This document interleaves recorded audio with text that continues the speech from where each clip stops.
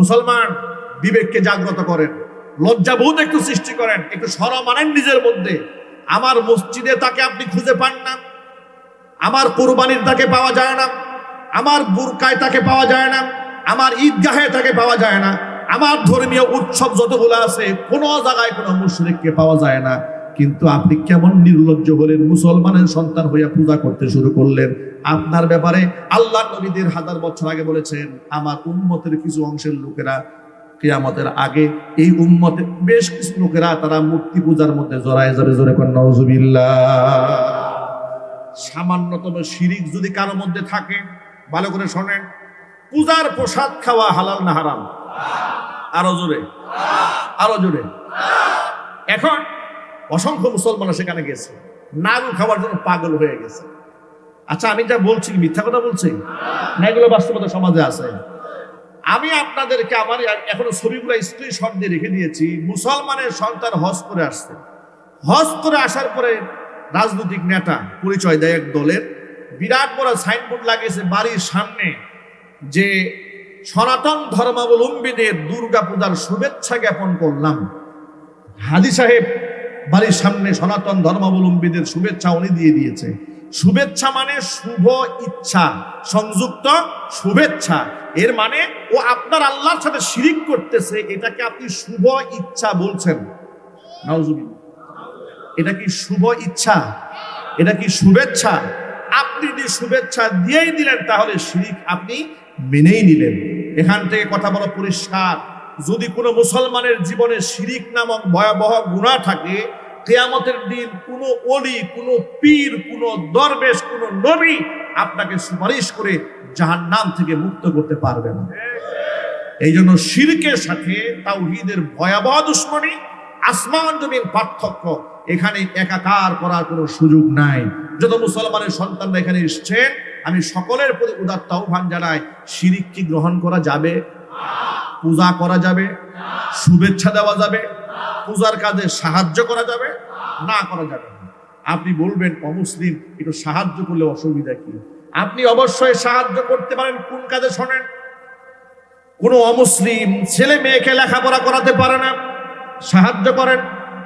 অমুসলিম ঘর বাড়ি নাই, ভেঙে গেছে, সাহায্য করেন। বন্যায় বাড়ি ঘর উড়ে গেছে, সাহায্য করেন। আর সুন্নাহ ফাউন্ডেশনের মাধ্যমে দেখেছেন অসংখ্য হিন্দু পরিবারকে ঘর করে দেওয়া হয়েছে, বাড়ি ঘর বানিয়ে দেওয়া হয়েছে। বাংলাদেশের অসংখ্য স্বেচ্ছাসেবী সংগঠন হিন্দুদের ঘর বানিয়ে দিয়েছে, বাড়ি বানিয়ে দিয়েছে, কেউ নিষেধ করে নাই। কিন্তু আপনারা বলেন বাড়ি ঘর বানায় দেওয়া, সাহায্য করা আর পূজায় গিয়া অংশগ্রহণ করা কি এক জিনিস? যদি করেন তো কি পাপটা হবে শোনেন। আল্লাহর নবী রাহমাতুল লিল আলামিন বলেছেন, আলা উনাব্বিউকুম বিআকবারিল কাবাইর, আমি কি তোমাদেরকে সবচাইতে ভয়াবহ কবিরা গুনার কথা বলবো না? সাহাবায়ে কেরাম বললেন, নিশ্চয় আপনি বলবেন। নবীজি বললেন, শোনো, আকবারুল কাবাইরি সালাসা, তিনটা গুনাহ কবিরা গুনার মধ্যেও ভয়াবহ গুনাহ। এর মধ্যে এক নাম্বার গুনাহ হচ্ছে আল ইশরাকু বিল্লাহ, আল্লাহর সাথে শরীক স্থাপন করা। দুই নাম্বার হচ্ছে হুকুকুল ওয়ালিদাইন, পিতামাতার নাফরমানি করা। আর তিন নাম্বার হচ্ছে কাউলুজ জুর আও শাহাদাতুজ জুর, মিথ্যা কথা বলা অথবা মিথ্যা সাক্ষ্য দেওয়া। এই তিনটা কাজ মুসলমান করতে পারে না। এক নাম্বার হচ্ছে আল্লাহর সাথে শিরিক স্থাপন করতে পারে না। আল্লাহ যেন আমাদের মাফ করে দেন। হুজুর এখন আমিন। আপনারা এক বাক্যে জবাব দিয়ে বলেন, জাতির পিতার নাম কি? আরো জোরে। কোনো সন্দেহ আছে নাকি? জোর করে জাতির পিতা বানায় দেওয়া যায় না। জাতির পিতার নাম কি? এটা কিন্তু আমরা বানাই নাই, এটা স্বয়ং আল্লাহ কোরআনে আমাদের বলেছেন, মিল্লাতা আবিকুম ইব্রাহিম হুয়া সাম্মাকুমুল মুসলিমিন। তোমরা তোমাদের জাতির পিতা ইব্রাহিম আলাইহিস সালাতু ওয়াস সালামের আদর্শকে ফলো করো, তিনি তোমাদের নাম মুসলমান রেখেছেন। হুজুর কোন সুবহানাল্লাহ। ইব্রাহিম আলাইহিস সালাতু ওয়াস সালাম এত সম্মানিত নবী, কালকে আমাদের কঠিন ময়দানে মানুষ যেন কাতারে কাতারে উলঙ্গ অবস্থায় দাঁড়াবে, গায়ে কোনো জামা থাকবে না, কারো মাথায় টুপি থাকবে না, পোশাক থাকবে না, উম্মুল মুমিনিন মা আয়েশা রাদিয়াল্লাহু তাআলা আনহা নবীজিকে ডাক দিয়ে বলেন, ইয়া রাসূলুল্লাহ, আমরা মহিলা মানুষ, আমরাও কি উলঙ্গ থাকবো নাকি? আল্লাহ নবী রাহমাতুল লিল আলামিন বললেন, নিশ্চয় আয়েশা, সকল মানুষ সেদিন উলঙ্গ হবে। কোরআন কারীমের মধ্যে এসেছে সূরা কাহফের বর্ণনা, ওয়াউরিদু আলা রাব্বিকা সাফফা লাকাদ জিতুমুনা কামা খালাকনাকুম আউওয়ালা মাররা বাল যাআমতুম আল্লান নাজআলা লাকুম মাওঈদা। কাতারে কাতারে সেদিন মানুষদেরকে আল্লাহর সামনে দাঁড় করানো হবে। কারো গায়ে কোনো জামা নাই, কোনো পোশাক নাই, কারো কোনো পরিচয় নাই। কে হাজি, কে এমপি, কে মন্ত্রী, কে প্রাইম মিনিস্টার, কে বড় আলেম, কে পীর, আর কে বুজুর্গ, আর কে সাধারণ মানুষ, কোনো ভেদাভেদ নাই। সব মানুষ কাতারে কাতারে রবের সামনে দাঁড়িয়ে আছে, কারো গায়ে কোনো জামা কাপড় নাই। মা আয়েশা বলেন, ও আল্লাহর নবী, এমন অবস্থায় আমাদের কি কোনো শরম হবে না? আল্লাহর হাবিব সাল্লাল্লাহু আলাইহি ওয়াসাল্লাম বলেন, আয়েশা রে, মানুষ সেদিন এমন পেরেশান হয়ে যাবে, গায়ে জামা কাপড় কার আছে আর কার নাই দেখানোর সময় থাকবে না। সেদিন সর্বপ্রথম আল্লাহ রাব্বুল আলামিন একজন ব্যক্তিকে জান্নাতের পোশাক পরে সম্মানিত করবেন, যেই ব্যক্তিকে হাসরের মাঠে গোটা আদম থেকে শুরু করে কিয়ামত পর্যন্ত যত মানুষ আসবে দুনিয়াতে, সমস্ত মানুষের সামনে একজন ব্যক্তির গায়ে জান্নাতের পোশাক আল্লাহ প্রথম উঠায় দিবেন। যার গায়ে উঠায় দিবেন তার নাম ইব্রাহিম খলিলুল্লাহ। আরো চিল্লায় এখন আল্লাহু আকবার। এখন আপনারা শুনেন, কেন তাকে এই সম্মানটা দেওয়া হবে?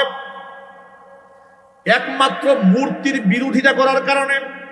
মূর্তি ভাঙার অপরাধী নমরুদ যখন তার গায়ের জামা কাপড় গুলা ছিঁড়ে তাকে অগ্নিকুণ্ডের মধ্যে নিক্ষেপ করে অপমান করে দিয়েছিল, জিবরাইল মারফত আল্লাহ পাক দুনিয়াতেই তাকে জান্নাতের পোশাক পরিয়ে দিয়েছিলেন। জোরে বলুন সুবহানাল্লাহ।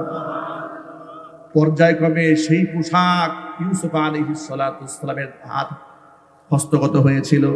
ওই পোশাক ইউসুফ আলাইহিস সালাতু ওয়াস সালাম পিতা ইয়াকুবের কাছে পাঠিয়ে দিয়েছিলেন, যেই পোশাকটা চোখে লাগানো মাত্র ইয়াকুব আলাইহিস সালাতু ওয়াস সালামের দৃষ্টি আল্লাহ ফিরিয়ে দিয়েছিলেন।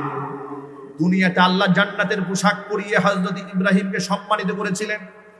যেহেতু তাওহীদ প্রতিষ্ঠার জন্য মূর্তির বিরোধিতা করতে গিয়া তাকে উলঙ্গ হতে হয়েছিল দুনিয়াতে, এই পুরস্কার দিবে আল্লাহ কিয়ামতে। সর্বপ্রথম আল্লাহ রাব্বুল আলামিন ইব্রাহিম খলিলকে জান্নাতের পোশাক পরাইয়া দিবে। এখন আপনারা এক বাক্যে বলেন, তিনি কি ছোট নবী না বড় নবী? দাম কম না বেশি? এত বেশি দাম।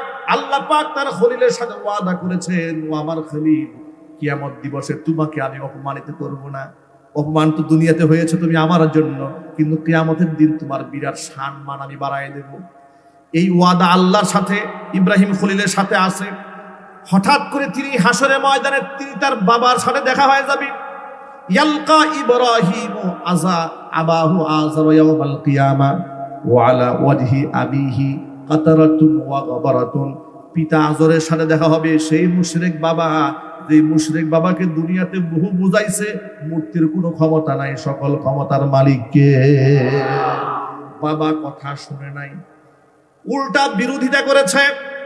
সেই পিতার সাথে হাসরের ময়দানে পুত্রের দেখা, পিতার এমন ধুলোমলিন চেহারা দেখে ইব্রাহিম খলিল বড় কষ্ট পাবেন।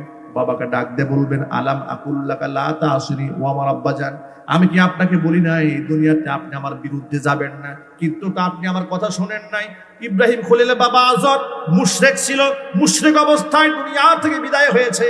চতুর্দিকে বিপদ দেখে ইব্রাহিমকে ডাক দিয়ে বলে, ইব্রাহিম ফালিয়াউমা লা আসিক, তোমার সাথে ওয়াদা করলাম আজকের পর থেকে আমি আর তোমার বিরুদ্ধে কোনো কথা বলবো না, কাজও করবো না। ফায়দা হবে? লাভ হবে? ইব্রাহিম আলাইহিস সালাতু ওয়াস সালাম তারপরেও আশাহত হবেন না।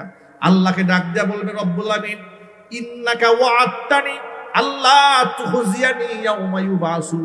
আয় আল্লাহ, তুমি না আমার সাথে ওয়াদা করেছিলা পুনরুত্থান দিবসে তুমি আমাকে লাঞ্ছিত করবে না, অপমানিত করবে না। কিন্তু এর চাইতে বড় অপমান আমার জন্য আর কি হতে পারে? আমি সন্তান হয়ে থাকবো জান্নাতে, আর আমার পিতা থাকবে জাহান্নামে। এর চাইতে বড় লাঞ্ছনা, এর চাইতে বড় গঞ্জনা আমি ইব্রাহিম খলিলের জন্য তো কিছুই নাই।